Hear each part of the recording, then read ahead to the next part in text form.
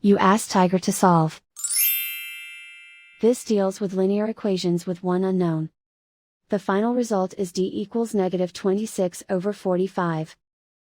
Let's solve it step by step. Simplify the expression. Expand the parentheses. Multiply the coefficients. Simplify the arithmetic. Expand the parentheses. Multiply the coefficients. Simplify the arithmetic. Group like terms. Simplify the arithmetic.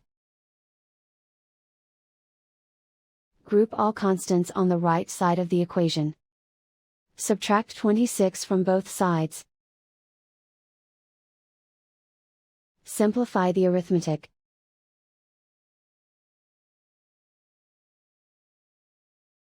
Isolate the d. Divide both sides by 45. Simplify the fraction. And so the final result is d equals negative 26/45.